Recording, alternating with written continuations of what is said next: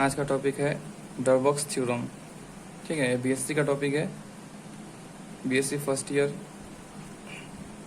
ठीक है, mathematics group का एक थ्योरम है जो मेन कैलकुलस में आता है, कैलकुलस के अंडर आता है। इसमें सबसे पहले स्टार्ट करने से पहले हम जनरल टॉपिक्स देख लेते हैं। जनरल टॉपिक्स में अंदर क्या क्या कंसिडर करेंगे। ठीक है, सबसे पहले आपको जानना होगा कि ब्रैकेट कैसा होता है। जो ब्रैकेट लगता है, जैसे एक कौन सा ब्रैकेट है, इसको हम लोग क्लोज ब्रैकेट बोलते हैं। ठीक है, क्लोज ब्रैकेट मतलब, और ए है ओपन ब्रैकेट। ठीक है, ओपन ब्रैकेट। और क्लोज ब्रैकेट का मतलब क्या होता है, सपोज मैं एग्जांपल लेके समझा रहा हूँ कि ब्रैकेट 1 3 क्लोज ब्रैकेट है, दो इंटरवल कितना है, और सेम इधर ही ले लेते हैं 1 एंड 3, ये है ओपन इंटरवल। तो क्लोज ब्रैकेट है, इसका मतलब जब हम इसके इंटरवल देखेंगे तो कौन कौन सा टर्म को कंसिडर करना है, कंसिडर करेंगे तो कौन कौन सा टर्म आएगा इसके अंदर, 1 भी आएगा। एक 1 और 3 के बीच में जितने भी वैलिड नंबर्स हैं, सपोज हम लोग 1.1 भी हो सकता है, कुछ भी हो सकता है ना, लेकिन हम लोग इंटीजर में ले लें तो उसको क्या करेंगे, 2 कंसिडर करते हैं। 1 के बाद 2 कंसिडर करते हैं, और उसके बाद 3 भी कंसिडर कर लेते हैं। तो 1 2 और 3 जो क्लोज ब्रैकेट के अंदर हुआ, जो जहाँ से स्टार्ट हो रहा है उसको और जहाँ पे एंड हो रहा है, दोनों टर्म को कंसिडर करना है। और बीच में जितना भी आएगा उसी वैल्यू को भी ले सकते हैं। जैसे 1.3 आ गया, 1.4 आ गया, इसको भी हम लोग इसके अंदर कंसिडर करेंगे। लेकिन ओपन ब्रैकेट में थोड़ा सा डिफरेंट क्या है, 1 और 3 के बीच में ओपन ब्रैकेट है, इसका मतलब हम 1 और 3 को कंसिडर नहीं करेंगे। इसके बाद जो रिमेनिंग बीच में बचेगा उसको कंसिडर करेंगे। 2 को ले सकते हैं, या फिर जैसे डेसिमल में काउंट करेंगे तो 1.1 1.5 2.9 ये भी कंसिडर हो जाएगा। लेकिन 1 और 3 को कंसिडर नहीं करेंगे। दूसरा देखते हैं स्लोप क्या होता है। स्लोप मतलब होता है डेरिवेटिव। सीधा बात, डिफ्रेंशिएशन कर दो कोई भी फंक्शन का तो आपको क्या देगा, स्लोप दे देगा। या फिर हम टेन थीटा बोल सकते हैं उसको, स्लोप को टेन थीटा बोल सकते हैं, या D Y by D X बोल सकते हैं। ठीक है, अगर डेरिवेटिव इक्वल टू 0 आ रहा है, या फिर D Y by D X equal to 0 आ रहा है, दैट मीन्स स्लोप नहीं है वहाँ पे। चलो हम लोग एग्जाम्पल देके देखते हैं। ये एग्जाम्पल ले लेते हैं। एग्जाम्पल कैसे लेंगे, यहाँ पे कोई भी एक ग्राफ लिखा देते हैं। ठीक है, अभी टेंजेंट खींचेंगे। टेंजेंट खींचना तो जानता है, कोई भी एक पॉइंट ले लो ग्राफ में, लेने के बाद सीधा हॉरिजॉन्टल वहाँ से स्पर्श करते हुए एक रेखा खींच दो। तो यहाँ से स्पर्श करते रेखा खींच दिया। अब ये कौन सा लाइन बन गया, हॉरिजॉन्टल लाइन। हॉरिजॉन्टल लाइन में एंगल नहीं बन रहा है ना, यहाँ पे कोई एंगल नहीं बन रहा है। अगर ऐसा यहाँ पे खींचते तो यहाँ पे खींचेंगे लाइन, तो यहाँ पे हॉरिजॉन्टल के साथ कुछ तो एंगल बना रहा है, लेकिन ये क्या बना रहा है, हॉरिजॉन्टल के साथ कोई एंगल नहीं बना रहा है, एंगल नहीं बन रहा है ना इसमें। तो यहाँ पे स्लोप की वैल्यू क्या हो जाएगी, 0 हो जाएगी। जैसे टेन थीटा की वैल्यू क्या होगा, टेन थीटा अगर 0 है तो टेन 0 इक्वल टू 0 है। और यहाँ पे क्या है, कुछ मतलब स्लोप मिल रहा है, मतलब यहाँ पे टेन थीटा की वैल्यू मिलेगा। तो इसका नो स्लोप, अगर D Y by D X no slope है, हॉरिजॉन्टल लाइन बनेगा बस। ठीक है, इतना समझ में आ गया। इंटरमीडिएट वैल्यू थ्योरम जानना पड़ेगा सबसे पहले, इससे ये करने से पहले। ठीक है, intermediate value theorem. Intermediate value theorem, intermediate value theorem जानना है सबसे पहले। इस थ्योरम को जानने से पहले चलो इंटरमीडिएट वैल्यू थ्योरम को जानते हैं कि क्या चीज़ होता है। ठीक है, सपोज कोई भी हमारा फंक्शन क्या है, एफ एक्स है, और एफ एक्स डिफ्रेंशिएबल है। डिफ्रेंशिएबल है क्या है, डिफ्रेंशिएबल है कोई भी ले लेते हैं, इंटरवल ले लेते हैं, सपोज क्लोज इंटरवल में ए और बी में ले लेते हैं। ठीक है, क्लोज इंटरवल ए और बी में क्या है, डिफरेंशिएबल है। सो अगर हम एफ डैश ए रखते हैं तो कुछ वैल्यू मिलेगा हम लोग को, एक्स मिला। एफ डैश बी रखते हैं, कुछ वैल्यू वाई मिलेगा। सो अगर इसके अंदर ए और बी के अंदर जितना भी टर्म होगा, ठीक है, अगर ए और बी के बीच हम पुट कर रहे हैं इंटरमीडिएट वैल्यू में ठीक है। एफ डैश सी है सपोज यहाँ पे, तो एफ डैश ऑफ सी की भी जो वैल्यू होगा वो F dash of A and F dash of B के बीच में होगा। ओके, अभी थ्योरम के स्टेटमेंट को देख लेते हैं। क्या बोल रहे हैं, इफ कोई फंक्शन एफ है, if differentiable on the close interval A and B, A और बी में डिफरेंशिएबल है, and R is the any number between, R एक नंबर होगा किसके बीच में, एफ डैश ए। अगर आप इस फंक्शन का डिफरेंशिएट करके ए वैल्यू को पुट कर देते हैं डिफरेंशिएबल फंक्शन के बीच में, तो जो वैल्यू मिलेगा, और उसी फंक्शन को डिफरेंशिएट करके, एफ फंक्शन को डिफरेंशिएट करके उसमें बी के वैल्यू को पुट कर देंगे, इंटरवल बी की वैल्यू को पुट करेंगे, तो एफ डैश बी के एक वैल्यू मिलेगा, इसमें से कुछ एक वैल्यू मिलेगा। तो वो वैल्यू क्या होगा, ए एफ डैश ए और एफ डैश बी दोनों के बीच में एक R is any number between इतना इतना मिलेगा। नहीं समझे, देखो एफ डैश ए का इंटरवल में क्या है हमारे पास, ए और बी है, ठीक है। तो अगर एफ डैश ए पुट करते हैं, इसको डिफरेंशिएट कर देते हैं, एफ डैश एफ एक्स को डिफरेंशिएट एफ डैश ए पुट कर दिए और F dash of B put कर दिए, तो उसके पीछे एक आर वैल्यू मिलेगा, क्योंकि डिफरेंशिएट किए उसमें लिमिट मतलब वैल्यू पुट कर दिया तो एक वैल्यू मिलेगा ना, जैसे 3 मिला, ठीक है, इसका मान कर चलो 4 मिला, तो इसमें बीच में एक आर एक वैल्यू मिलेगा मेरे को, ठीक है। वो वैल्यू क्या है, इन दोनों के बीच में से एज जो इंटरमीडिएट वैल्यू थ्योरम है वैसे ही है, ठीक है। एक सी वैल्यू मिलेगा, मतलब आर वैल्यू मिलेगा। Then this is exist a number C in the open interval. देखो अभी जो ए और बी है ना, ठीक है, तो ए और बी अभी ओपन इंटरवल क्यों बोल रहा है, क्योंकि हम लोग ए और बी को कंसिडर कर चुके हैं। इन दोनों के बीच में जो वैल्यू आएगा उसके लिए अगर डिफरेंशिएट करके उस वैल्यू को पुट करेंगे हम लोग, तो हम लोग को यहाँ जो आर वैल्यू मिला है वो डिफरेंशिएबल वैल्यू मेरे को मिल जाएगा। तो एग्जिस्ट नंबर क्या है, सी, तो मतलब ए और बी के बीच में सपोज सी है, अगर सी के वैल्यू हम लोग डिफरेंशिएट कर देते हैं और सी के वैल्यू पुट कर देते हैं तो हम लोग को आर मिल जाता है, ठीक है। ये चीज बोल रहा है यहाँ पर, इतना क्लियर है। जितने भी आगे पहले जो मीन वैल्यू थ्योरम है, रोले का है, लैग्रेंज का है, उसमें क्या बोलता है कि डिफरेंशिएबल होना चाहिए ओपन इंटरवल में, ठीक है। लेकिन बट जो हम लोग का डरबक्स थ्योरम है उसमें क्या बोलता है, डिफरेंशिएबल इन क्लोज इंटरवल में होना चाहिए, ठीक है। चलो आगे देखते हैं ग्राफिकल मेथड में क्या होता है। जियोमेट्रिक प्रूफ देख लेते हैं कैसा होता है। सपोज मैंने एक ग्राफ प्लॉट किया, ठीक है, ऐसा एक ग्राफ प्लॉट कर दिया, रेंडमली ग्राफ प्लॉट कर दिया, ऐसा बनाया, ठीक है। ग्राफ प्लॉट कर चुका हूँ, ये एक ग्राफ का स्टार्टिंग पॉइंट है, ये एंडिंग पॉइंट है ग्राफ का, और बीच में कोई भी इंटरमीडिएट। ये सपोज एफ एक्स आपका ग्राफ कौन सा है, एफ एक्स एक ग्राफ है, ठीक है। अभी हम लोग क्या करते हैं, इसमें एक टेंजेंट ड्रॉ करते हैं, ठीक है। कौन सा टेंजेंट ड्रॉ करेंगे, एक आर जो स्लोप का एक टेंजेंट ड्रॉ करेंगे, आर स्लोप का, कौन सा स्लोप का, आर स्लोप का एक टेंजेंट ड्रॉ करेंगे। यहाँ से एक टेंजेंट ड्रॉ कर चुका हूँ मैं। सेम ये स्टार्टिंग पॉइंट एंडिंग पॉइंट दोनों जगह ड्रॉ कर दिया। देखो पैरेलल खींचा, इसका मतलब दोनों का स्लोप क्या है, सेम। ये दो पैरेलल लाइन है, इसका मतलब यहाँ पे जो स्लोप हो रहा है ना, ये स्लोप बनेगा इसका, ए एंगल, तो दोनों का सेम है, पैरेलल इनका स्लोप सेम होता है, ठीक है। तो इसका स्लोप भी आर होगा, इसका स्लोप भी आर होगा।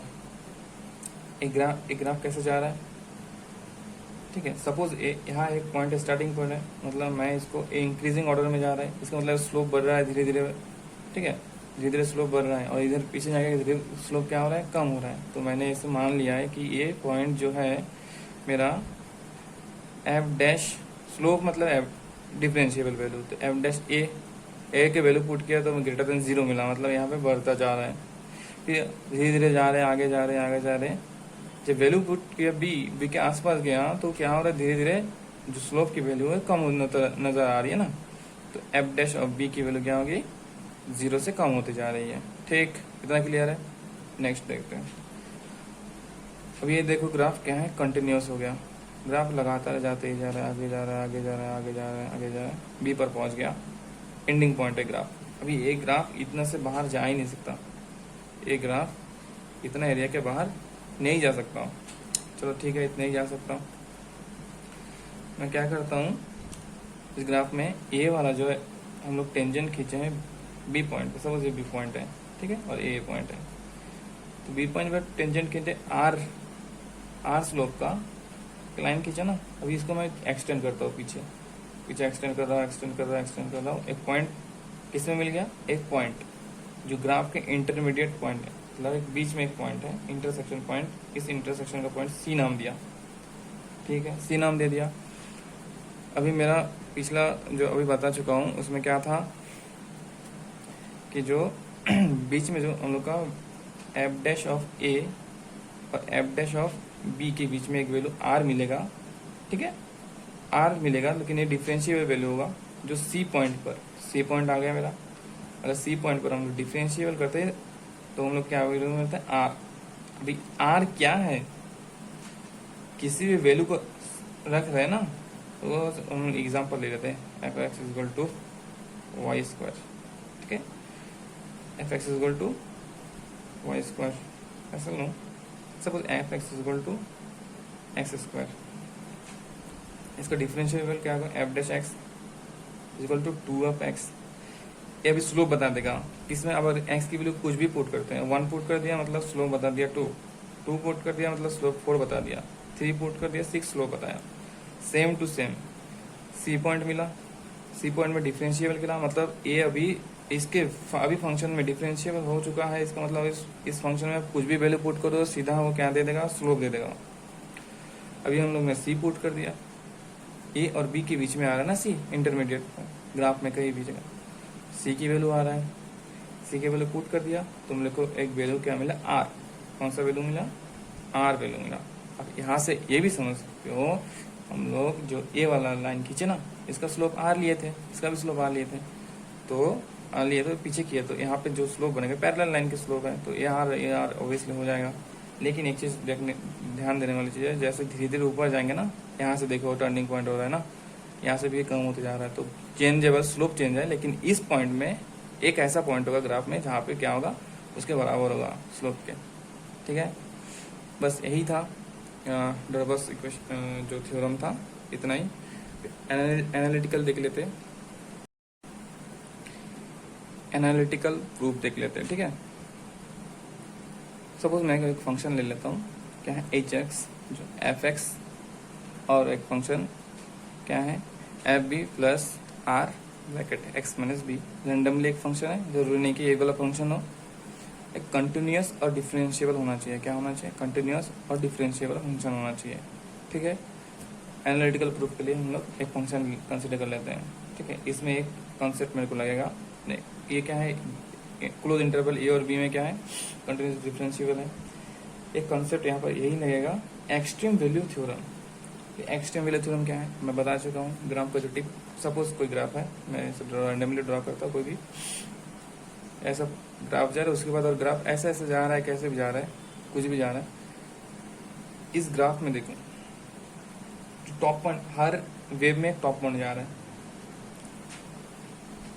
यहाँ पे टॉप पॉइंट मिला, यहाँ पे नीचे मिला, लेकिन टॉप में मिला। नीचे से देखो, ऊपर देखो, यहाँ पे देखो, यहाँ पे देखो, मिल रहा है ना, मिडिल में तो नहीं आ रहा है, टॉप में जा रहा है।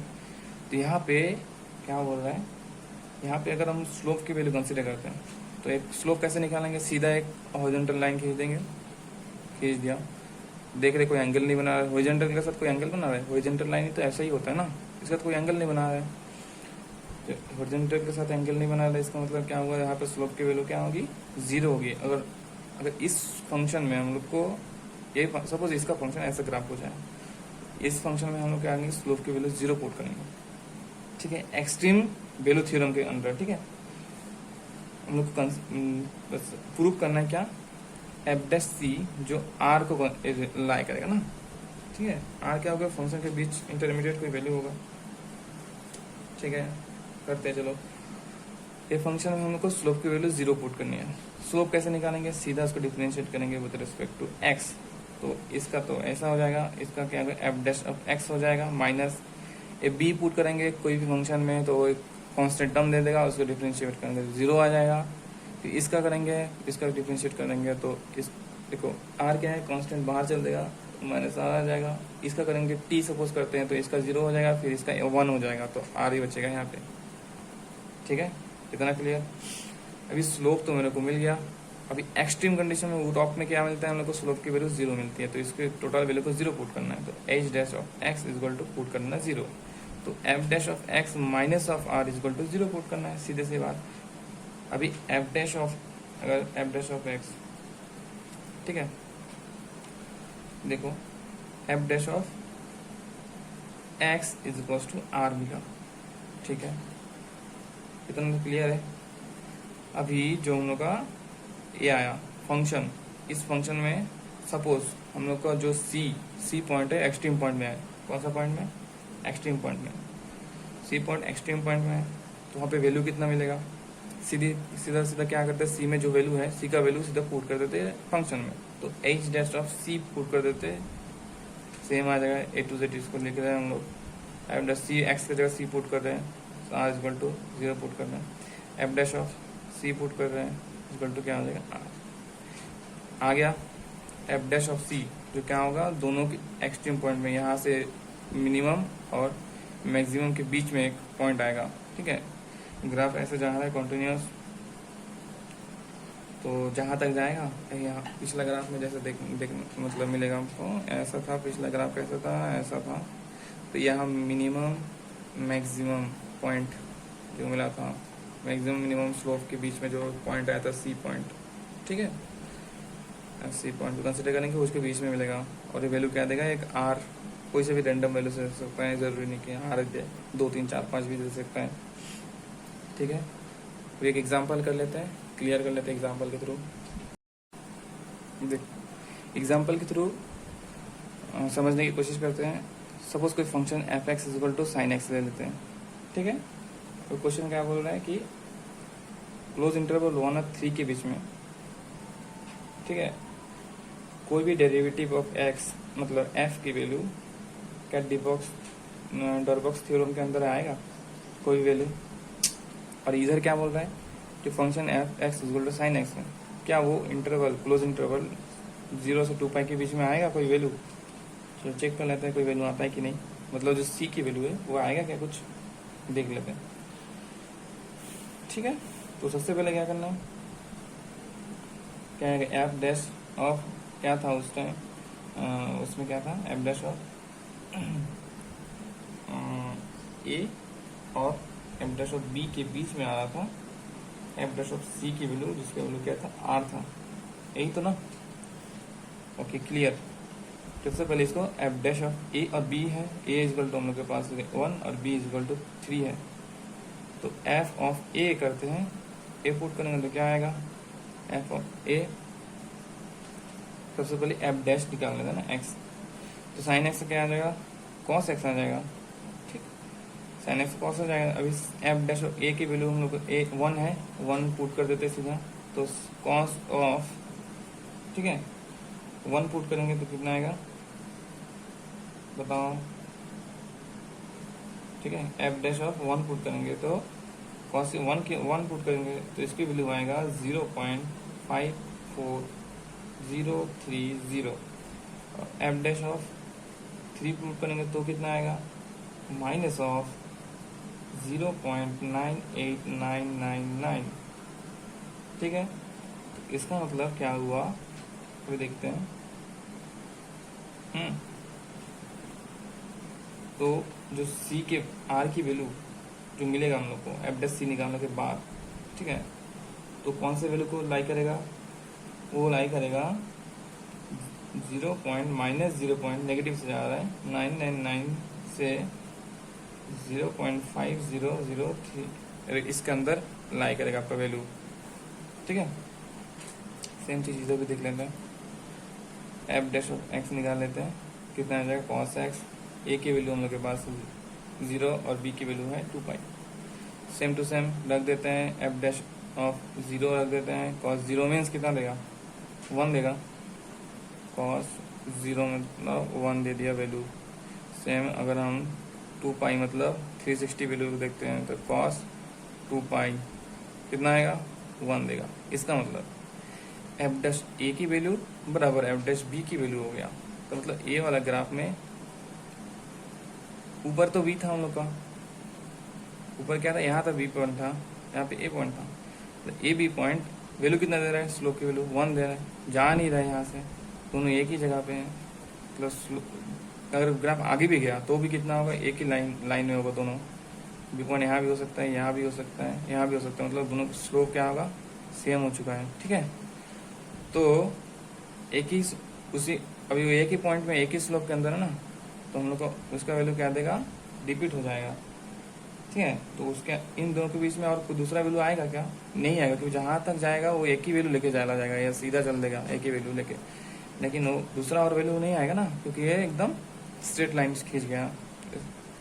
तो अब ये दूसरा वैल्यू आ नहीं सकता स्लोप का, मतलब उसके अंदर एफ डैश ए और बी के बीच में F dash of C line नहीं करेगा। कंप्लीट, ये हो गया टोटल जो हम लोग का डबल थ्योरम है उसका टोटल कंप्लीट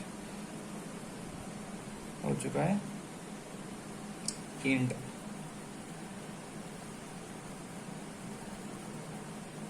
थैंक यू।